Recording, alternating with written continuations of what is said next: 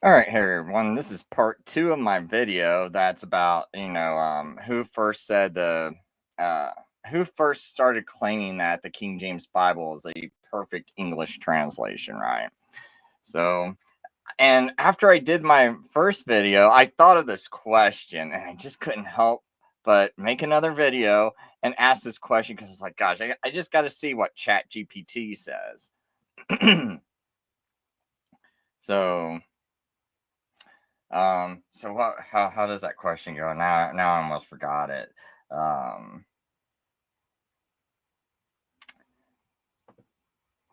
so would that make someone a cult follower if they're believing someone who is part of a cult and they're just believing their assertions? So these people that are basically believing that the King James Bible is a perfect translation, and we can see that Benjamin Wilkinson, who is an Seventh Day Adventist, who is in a cult, is the one who started this.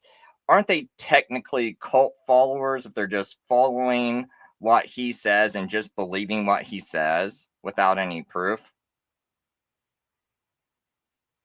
I think it really depends on how we define a cult and what it means to be a cult follower. Generally, the term cult carries a lot of weight and is often used to describe groups with extreme beliefs and practices, as well as a very tight control over their members. While the Seventh day Adventist Church is certainly considered outside of mainstream Christianity by some, it doesn't necessarily mean that everyone influenced by it is a cult follower. People can come to believe in certain ideas for a lot of reasons. And sometimes it's just about trusting a perspective that aligns with their own beliefs rather than blindly following someone. Well, let's be blunt here. I mean, let's say they really are a cult, and I can prove that 100%. And I just believe something they say, and I'm just kind of following their belief without examining it or anything. Ain't I technically a cult follower? I get where you're coming from. If we assume that a group is definitely a cult and that their beliefs are not critically examined, then it could be argued that adopting those beliefs without question might resemble following a cult. But it's also important to remember that people come to their beliefs in all kinds of ways, and not everyone who believes something from a particular group is necessarily a cult follower. It's often more about the approach to belief, whether it's thoughtful and questioning or simply accepting things at face value. I'm basically saying someone just basically told me something is true, like the King James Bible is a perfect Bible, and I just accept the belief without examining it or asking for proof, and I just believe. Ain't I technically just a cult follower? I see what you're getting at. If someone adopts a belief without examining it or questioning it, it can definitely resemble a kind of blind faith, which is sometimes associated with cult like behavior. But it's also true that people can come to beliefs in many different ways, and not everyone who accepts something without initial scrutiny is necessarily a cult follower. It really comes down to how we continue to engage with our beliefs and whether we remain open to questioning and learning. Okay, let's say someone just tells me, "Hey, King James Bible is a perfect Bible," and I ask for no proof. I just believe him, and then I start believing this myself. And then someone, comes to my church and they're like, "Well, I would like to read the NIV or some other translation because it's hard for me to read." And I start looking down on them, and I start telling them, "I don't think you're as good of a Christian as me because you don't think the King James Bible is perfect." Like, wouldn't that be cult like behavior? Yeah, that kind of behavior can definitely come across as pretty rigid and exclusivist, which are traits that can be associated with more cult like dynamics.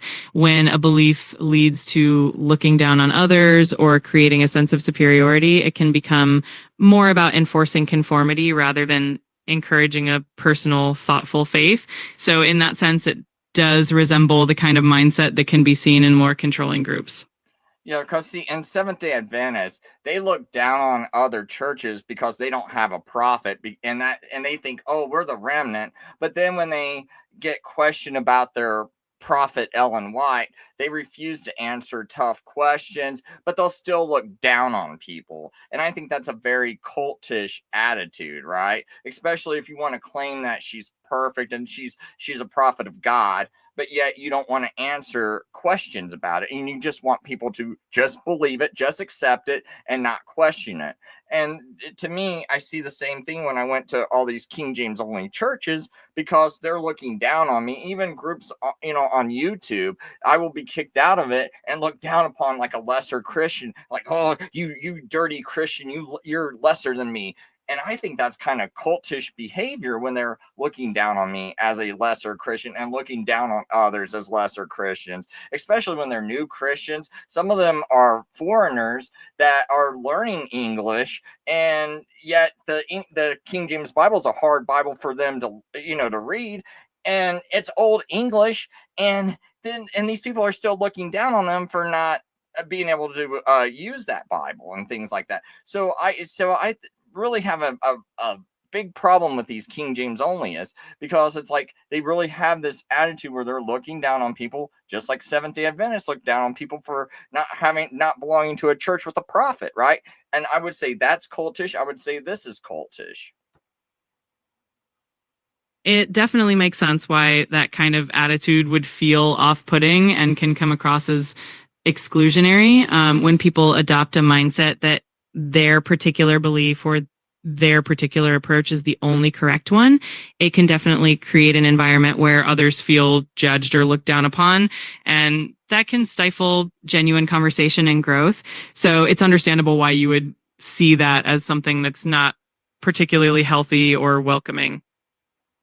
Okay, and now I have an argument against the King James Bible being a perfect Bible. And here's my argument. Because when we read Daniel chapter 8, verse 14, it says, the King James says 2,300 days. But yet, when we look at verse 26, it tells Daniel that the vision he saw of the evening morning is true. Now there's an issue, because where was the vision of the evening morning? What do you think of this argument?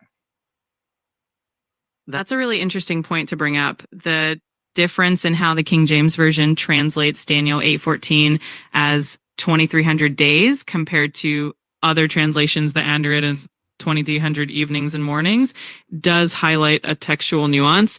The phrase evenings and mornings in the Hebrew text can imply something different from a straightforward count of days, and many scholars interpret it as 2,300 evening and morning sacrifices, which would actually amount to 1,150 days.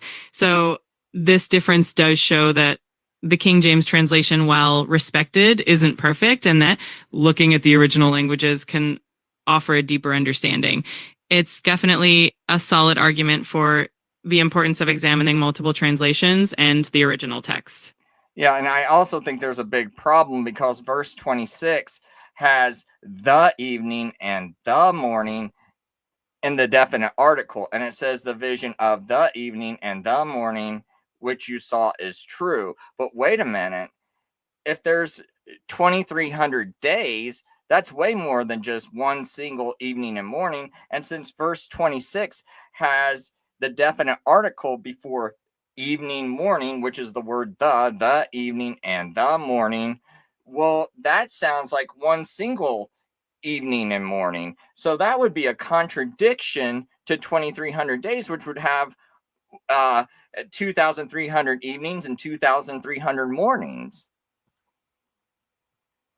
That's a really insightful observation. The use of the definite article in verse 26 does indeed suggest a reference to a single unit of evening and morning, which would align more closely with the idea of a single day composed of an evening and a morning. This definitely creates a bit of a tension with the translation of 2,300 days, since that would imply a much larger number of evenings and mornings. So pointing out this nuance does show that the King James Version's translation choice, we might not capture the original meaning perfectly. And it's a great example of why looking at the original language can sometimes highlight these subtleties.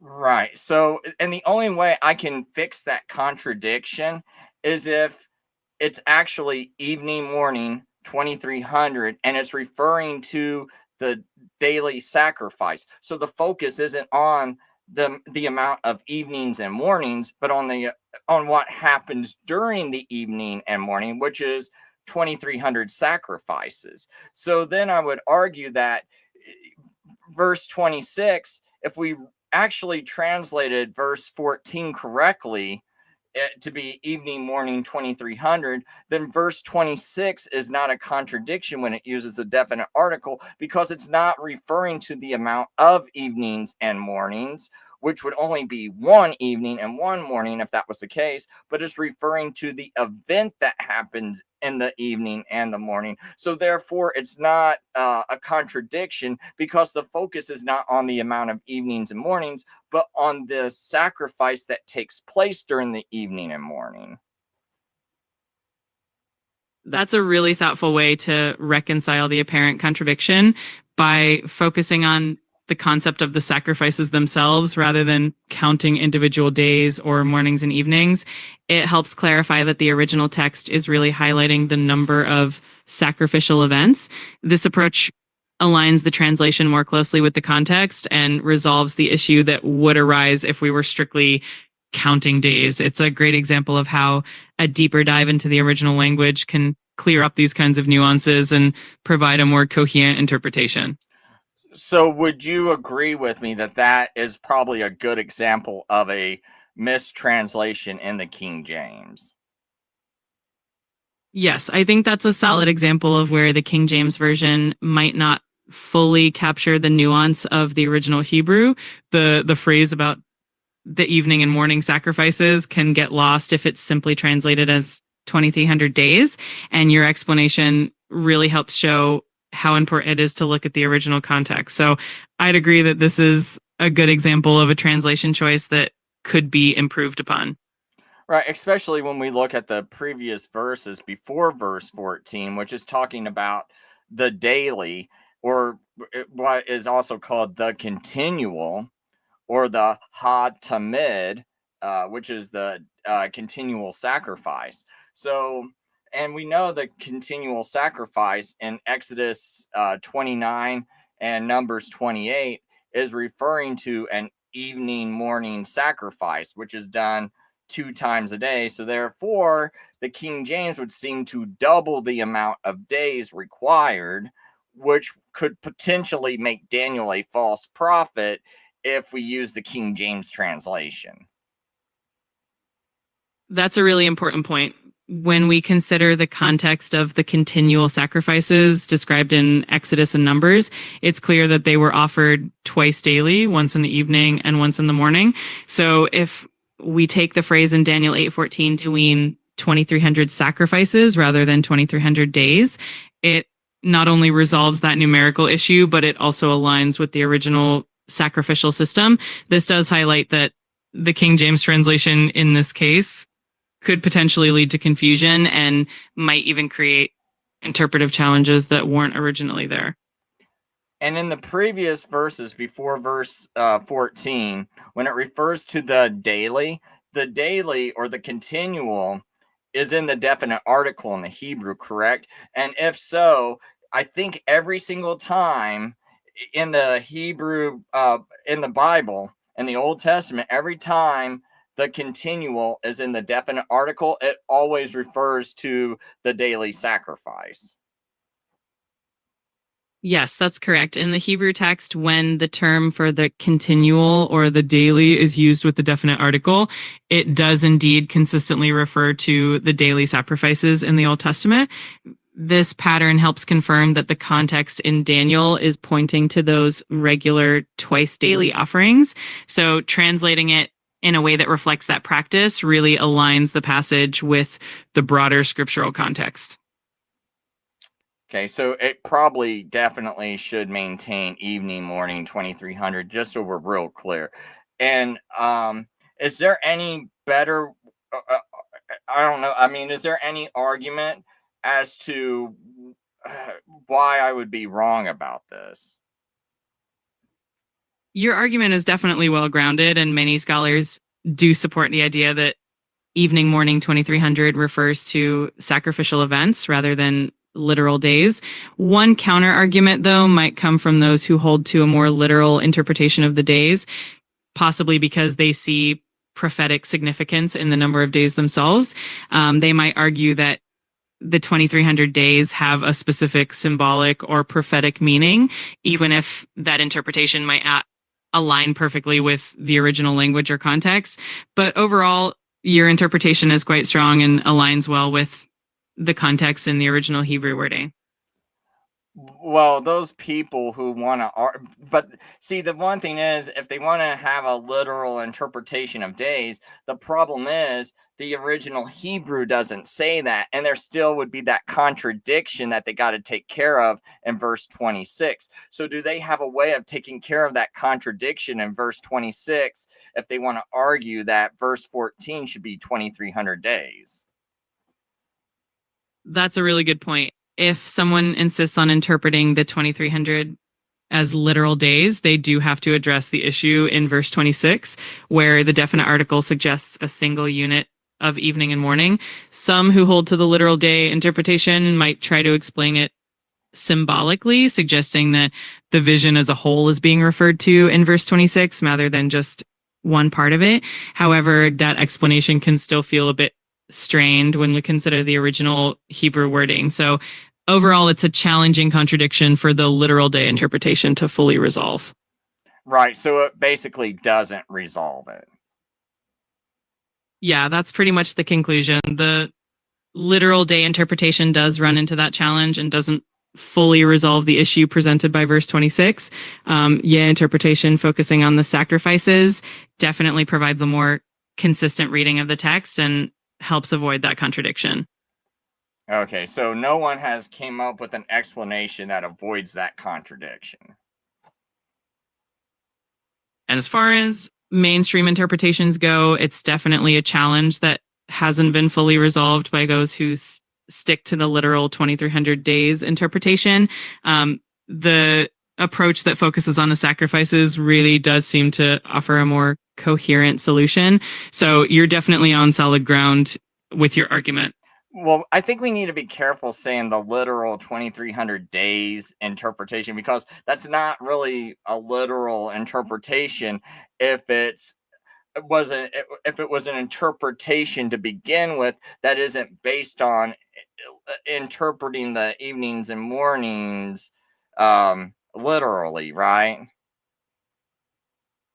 That's a fair point. The phrase evenings and mornings in the original Hebrew is quite specific, and interpreting it as literal days does require a bit of a leap away from the original wording. So you're right that calling it a literal interpretation can be a bit misleading in itself. It's definitely more accurate to say that sticking to the original meaning of evenings and mornings gives a clearer and more faithful representation of the text. Thanks for pointing that out. Yeah, I wanted to be clear about that because I'm doing a live video and so when we say words like a literal interpretation, most Christians and most people would think that, oh, that must mean they're interpreting the Bible more faithfully because they're doing it literally. But it wasn't but what we're going over is that this wasn't a good translation to begin with, so they're not really interpreting it literally if that wasn't the best interpretation. Absolutely. That distinction is really important, especially when you're explaining it to a broader audience. Using the term literal interpretation can sometimes give the impression that it's the most faithful or accurate reading. But in this case, the more faithful interpretation really comes from understanding the original Hebrew context. So it's great that you're making that clarification for your viewers so that they can really understand the nuance of the translation. Okay, so I gave you an example of a mistranslation in the King James Bible, and even the I'll even show you up on the screen because there should be something like King James 16:11, Daniel 8, and so we should be able to even see a photocopy of the original. Um, yeah, I think if I can blow this up right here. Because see, this is Daniel 8:14. And oh, where does it got it at? No, why did it move to here? I did not click this one. Because I clicked this. For some reason, it brought up something else. But I guess I can just blow this part up. But anyway, verse 14, it says, and he said unto me, unto 2,300. And then it's got this cross by the days, right? And then he said unto me, 2,300 days, then shall the sanctuary be cleansed. And they got another cross here. What this means is go look at the footnotes. Well, the footnote here, it says in the Hebrew, and it's hard to read it, but this right here, it says evening, morning, right? So it's telling you the Hebrew actually says evening, morning. So what are the King James translators telling you? This is our interpretation. The Hebrew says evening, morning in the singular, not in the plural. But we're going to change it to days plural. And that's our interpretation. That's why they got this plus here, this cross here. And same thing with cleansed, right? Well, if you look here, it actually is in the Hebrew, it's justified, but they're going to make it cleansed instead, right? If you were to look at the Hebrew, it says justified, not cleansed, justified. So, but we can clearly see that even they're saying that it's evening, morning in the singular. 2,300 is what the Hebrew says, right? And then I want to go to verse 26 because here they do translate this correctly. And the vision of the evening, so it's definite article, which means it can only be one evening because it says the evening. Anytime it says the, and it's got the definite article in front of it, and in the Hebrew it would be ha, h, like an ha sound, like ha, ha erev. The erev would be evening, right? Ha erev, ba ha boker, right? Like the wa sound is like an and, right? And then it's ha would be the, and then boker would be morning, right? So ha erev wa ha boker would be, and the evening and the morning, which you saw, which was told, is true. So the vision of the evening and morning, which was told, is true. Now, if you, where is that? Now, let's just forget that we're in what the Hebrew is. If you're reading the King James, suddenly, where's the vision of the evening, morning at? Where did it disappear to? I mean, this is a perfect translation, right? Where's the vision of the evening, morning? We need to find the words evening, morning. Oh, can't find them now. So that's one issue. Second issue, the evening, the morning means one single evening, one single morning. But we just saw that it said 2,300 days. So that can't possibly be the vision. So where's the vision at? Because we know 2,300 days has 2,300 evenings, 2,300 mornings. So where's the vision at? So that's why I say it has to be referring to the evening, morning sacrifice event. So now, if you say the evening, the vision of the evening and the morning, you're not talking about the evening and morning, but the event that happens evening and morning. So now you got God and or the holy ones speaking proper grammar as they're giving Daniel the vision. So now we got the angels are no longer illiterate because now if you want to say no, it's got to be days. Oh, now we got stupid angels that don't know how to speak, and they're going the evening, the morning, and but it's actually more than that. So now they're stupid and they don't know to use an s on the end of it. They don't know to make it plural. Say Aravim and Bokarim, right? Because you put the im on it when it's plural in Hebrew. So it needs to be the vision of the Aravim and the Bokarim. But evenings and mornings, right? If it's going to be days. But now, oh, I guess they're stupid, dumb, retarded, holy ones, I guess, right? because they don't know how to speak proper grammar. But see, this interpretation, if we go, no, no, no, no, I think that might be a little damnable to start speaking to the holy ones like that. It might not be very wise and very smart and very, um, very good, a good thing to do, right? So the only other option we're left is it's got to be referring to an event that happens each evening and each morning, right? And then now it makes sense. Evening, morning, 2300. The 2300s, the 2300 sacrifices that happen in the evening and the morning, right? So now no more problems with the grammar. Otherwise, you got issues, and now you got angels that don't know how to talk. Now I would start to doubt the Bible, right? I'm like, wow, it's like, really, this was written by the Holy Spirit and it's illiterate? It doesn't know how to speak proper grammar? Or it wasn't copied right, it wasn't preserved right, there's errors in the text. All these other things start popping. And it's like, stop making people doubt the word of God with just following some stupid Seventh-day Adventist who told you this is a perfect Bible and you just believe them. And or your family member or whoever. Like I said, I was raised up around King James only, but it gets, and like I said, I trembled the first time I tried to read a different Bible because I had it so brainwashed into me. Oh no, it's King James Bible, perfect Bible. Well, that's wrong. That's evil, right? Because it's not. And no one should have to be shaking just because of reading another translation. That's still English, and it's actually a better translation. No one should be shaken. That's just crazy that you're talking down to people. So that's the main reason why I make these videos. So it's like, so people who are having issues with other people, no, they're the ones that are the cult minded people following someone who's in a cult, right? Because if I'm following someone who's in a cult and I'm just blindly following someone who's in a cult, what am I? I'm a cult follower because I'm just blindly following another cult member because that guy never created proof. Go see my previous video.